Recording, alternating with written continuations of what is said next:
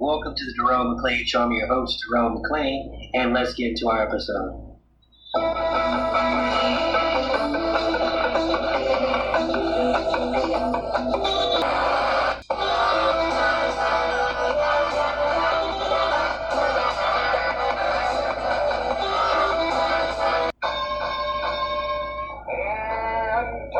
Intelligentsia, the endem of sarcasm, the nutty professor, to your whack-ass marmalade. It's T-Bone from T-Bone and Chick Brew in the Morning. Now available in podcast format. Simply search for the T-Bone and Chick Brew podcast, available wherever fine podcasts are sold. Turning now to Tucker Carlson, extraordinary new remarks in his latest episode, effectively calling Donald Trump the Antichrist, blasting him for his Easter message. Let's take a listen. Who do you think you are? You're tweeting out the F word on Easter morning? You'll be living in hell. Just watch. Praise be to Allah. So obviously you're mocking the religion of Iran. Okay. If you seek a religious war, that's a good idea. But by the way, no decent person mocks other people's religions. You may have a problem with the theology. Presumably you do if it's not your religion, and you can explain what that is. But to mock other people's faith is to mock the idea of faith itself. And we should never mock that. Because at its core is the acknowledgement that we are not in charge of the universe. We did not build it. We won't be here at the end of it. We can destroy life. We cannot create it because we are not God. The message of all faith at the biggest picture level is the message in our Bible, which is you are not God. And only if you think you are do you talk this way. But it's not just mockery of Islam. And no president should mock Islam. That's not your job. This is not a theocracy. We don't go to war with other theocracies to find out which theocracy is more effective. We are not a theocracy. And God willing, we never will be, because theocracies corrupt the religion. No, this is a mockery not just of Islam, it's a mockery of Christianity. To send out a tweet with the F word on Easter morning promising the murder of civilians and then saying praise be to Allah, without explaining any of it, you are mocking me and every other Christian because we're Christians. We can't support that. That is evil. That is an intentional desecration of beauty and truth, which is the definition of evil. So defending Islam, didn't think I would see it in my lifetime, but the bigger thing that he's talking about there is the departure. First of all, major political implication here. This is the biggest shot Tucker's taken. Mm-hmm. I took a shot at Trump on Tucker's show, and I will admit it's not really just about Tucker. There's Joe Kent as well, but there was this, like, oh, it's Israel's war, and kind of the bad boyars, like the czar has bad advisors, but like that's out the window now. Right. Like it's very obvious. This is Trump. We had to be honest about it, and now it's just so obvious, I think, to everyone. But I think what the Easter message and now the departure of the open the straight and now this morning, civilization will die. This is, genuinely probably one of the most insane statements by a president at war ever in modern history. And when you open the door to nuclear weapons like he is in that statement, it actually does. That is the time to start talking about good and evil and humanity. And I'm a secular person, as people know, but this is then the time, I think, to be talking in explicitly apocalyptic terms. Yeah. And religion is going to be a part of that. Ryan. Yeah, no, agree. I'm secular too, and so I really avoid phrases like good and evil. Right, same. But you're right. There's no other way to describe this sort of thing. And I'm somebody who, even though I'm secular, I don't have the Bill Maher hatred for religion. I did when I was a teenager. I don't. Sure, it's a normal teen thing. But as you grow older, you're you see the beauty and the wisdom in it, and he expresses it, I think, quite well. That that there is beauty in faith, and it is rooted in faith in humanity ultimately, and it is in a kind of Islamic submission, or a sense that there's something greater than us, and that we have to all love each other.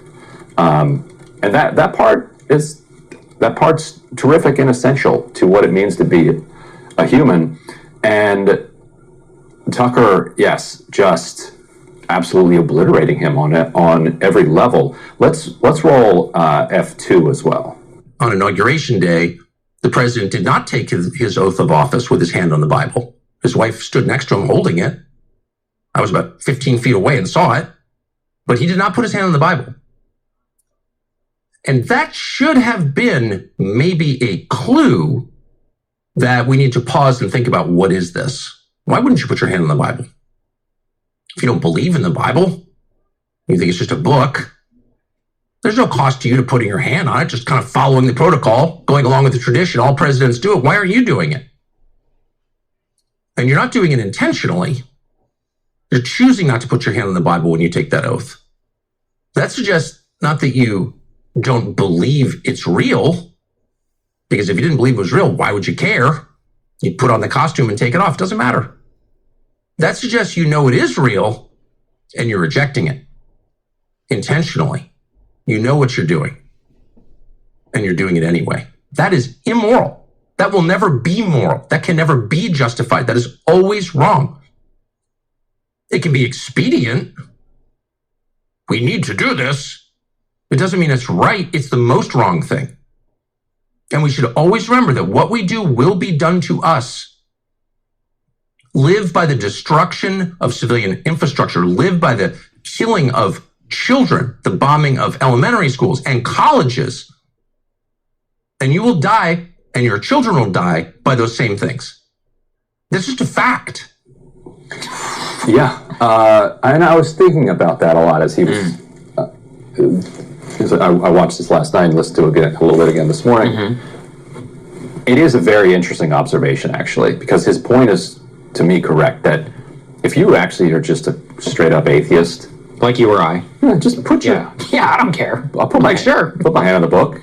Yeah. It's a book. Yeah. Like, right. if that's what you believe. I have 2 Bibles in my house. Right, they're interesting. I have Gita too. Yeah. I've got a Quran. Interesting books. Right. There's something profound in that gap between his hand and the Bible, which I guess people are going to now OSINT and fact check as much as they possibly can. Have you noticed if they're... No, I haven't. All I've seen, actually... Oh, by the way, breaking news. Here's a response. Yeah. President Trump has responded. Okay, all right. Tucker is a low IQ person that has absolutely no idea what's going on. He calls me all the time. I don't respond to his calls. I don't deal with him. I like dealing with smart people, not fools. Liar. He says he likes to be surrounded by losers. Yes, that's right. Yes. The best part, too, is when Tucker does call him, it's usually to try to say, because as he said openly, I try to maintain an open line so that I can try to talk to him about things like, hey, don't do this. Yeah. Right? And in the latest time that he attempted to, get some sort the latest time that he tried to make contact with Trump, he told me this explicitly on the air, so I'm not I'm not breaking any confidences, that he was told even by the White House, don't bother coming, because he's being shown polls that 95% of people support this war. Yeah. That's the reality of where we are. Look, I do think this is commendable and important from Tucker, and I do think at this point, any of us who were in any way like supportive of Trump or were supportive of the Trump project or boosted for years, many of the people who work now in the Trump administration, like I alluded to earlier, it's over. This is a time of choosing. If you do not resign by the time of 8 p.m., and that's when the bombs are going to drop, you are in this. We will never forgive you. Look, Trump, for me, was already long ago over. But I do think for everybody else at this point, low level and all the way up, you all talked a big game about the Iraq war. If you stay for 1 second, when we're going to destroy a civilization, call us a panicking, I don't care. You people have the power of God in your hands, as Tucker is saying, which alludes to what? To power to destroy great civilizations. Also, I was just looking this morning, apparently, one of the only parallel to Trump's civilization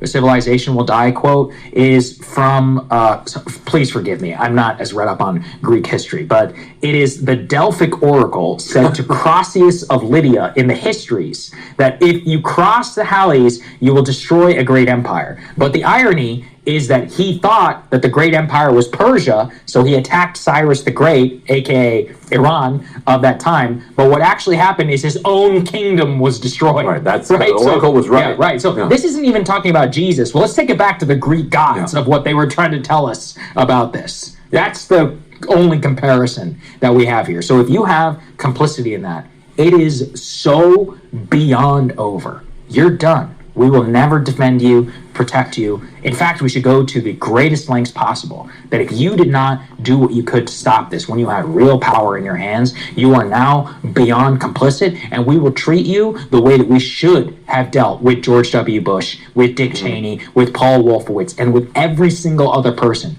In fact, my lesson from all of this, Ryan, is we didn't do enough to punish the people who were complicit in the Iraq War. We should make it clear. Like I'm about to dye my hair pink. We're going for truth and reconciliation, bitch.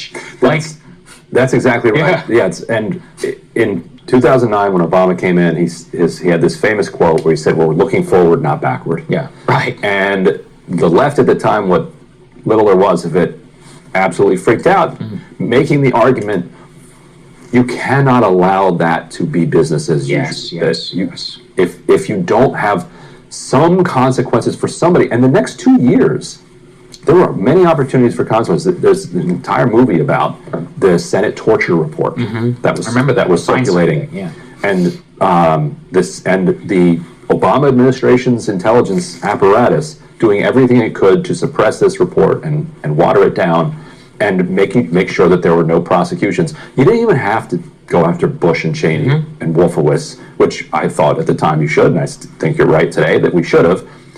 You could go after some mid-level or even slightly higher CIA officials that engaged in torture and rendition. Even just that small amount of criminal accountability is a shot at the heart of that impunity, and would could have reshaped how people think about what's allowable. I think you're right. You follow that up by bailing out the bankers and not prosecuting any of them as well. Instead, you went after like Joe Giudice for like some mortgage fraud. That was like the extent of the prosecutions.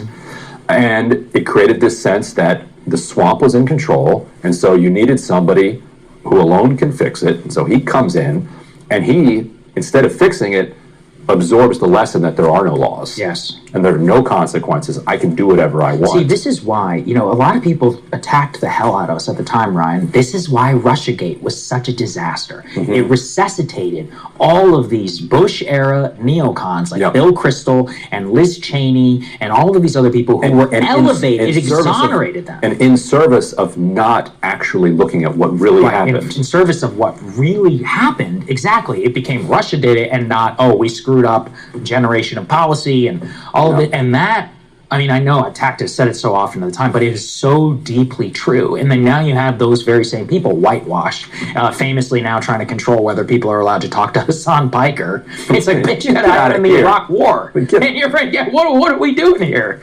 Who do you think you're talking to? And so one of the guys that's been tightest with Trump and taken so many arrows for him was Alex Jones. Yes. He's now calling for the 25th Amendment, and so is Marjorie Taylor Greene. Do you see any? Is there any movement inside the administration? I don't see it. Obviously not for 25th Amendment, but you like spoke some earlier high-profile about J.D. Vance. Yeah. Wouldn't it be him? So I understand it. He would be the person who has to do it. He's going to care more about his career. Sad to say, thought I knew somebody different, but the truth is that we didn't. Is that absolute power does corrupt absolutely, and I've read about it in a book. It is another thing to experience it on a deeply visceral and a personal level. Now is the time for action to literally save the world from the precipice of disaster. This is what people do movies about, and now you find yourself a central character. And it's not just about him; it's about all the other people who surround Donald Trump, who are inside of the White House. Do they have the courage, to actually do something about? Let's even put the 25th Amendment aside. Offer your resignation. Right. Create a titanic political scandal. Do you have the courage to do something like that? And I think the answer right now is pretty clearly no. So we're in it now. And the irony is, if all you care about cynically is your own personal advancement, showing courage in this moment is actually the way to advance your own individual interests. anybody who stands up to this at this moment will be rewarded by the public and by the global public, but particularly by the American public, as Tucker clearly knows. And we could have a whole conversation about the electoral implications, all of that, but it feels crass in this moment of absolute desperation for the entire world. Right. But if you are cynical in this moment, the play is courage, not, well, maybe Mr. President, right? Go ahead and do it. You're the greatest Mr. President ever. Which the problem though is, ironically, that might be the only way to do it. If you were in power, that's the story that they always tell themselves, is that, oh, well, we have to gas him up in order to give him, to get him to do what we want. But at this point, things are so dire. There's only one language, right? Joe can't. By the way, look, Joe can't. Maybe he didn't change anything, but he created a problem, right? He created a problem. Create problems. Resign. Do something. All right? Because look, maybe you can't stop Trump, and it probably is unstoppable. That's the truth. The way that the Constitution, the nuclear codes, and all of that work, look, this fantasy, it's not going to happen, all right? If he wants to do it, he's going to do it. And, I mean, look, I hate to say that, let me tell you. But at the very least, for whoever of us survive, you need to be able to put it down in the book. X and Y and Z did something whenever they could. Tucker's joined. He's done whatever he could. I did what I could, I guess. At a certain point, where we're just YouTubers. Like, we're looking for people who are in power, for God's sake. Right? And for them, outside of Kent, we've seen nothing. Yeah. Nothing. All right. A very depressing show. I apologize, but I mean, when you set the tone from the beginning of Civilization Will Die, that's gotta be the least fun bro show we've ever done. I believe so. I think so. Yeah. All right. Well, Ryan and Emily will be on tomorrow. Hopefully not for a very historic show. So you'll see them all then, and we'll continue to give you a special coverage as much as we can. And I guess Ryan and I are going to go do the AMA. Every question is going to be about the Civilization Will Die truth. So there you go. Thank you for listening to today's episode. Of course, if you want to support the show, you can do so by going to www.patreon.com and getting a membership for as little as $3 a month. Again, that's www.patreon.com/The Jerome McClain Show.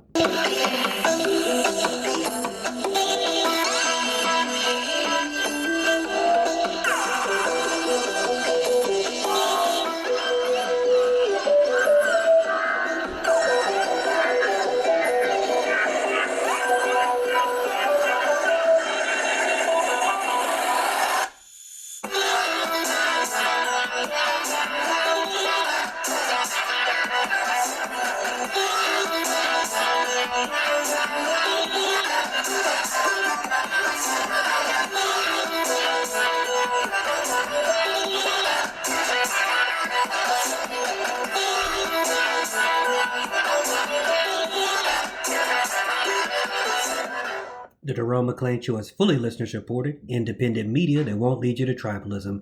Get a membership and support independent media at www.patreon.com/The Jerome McClain Show.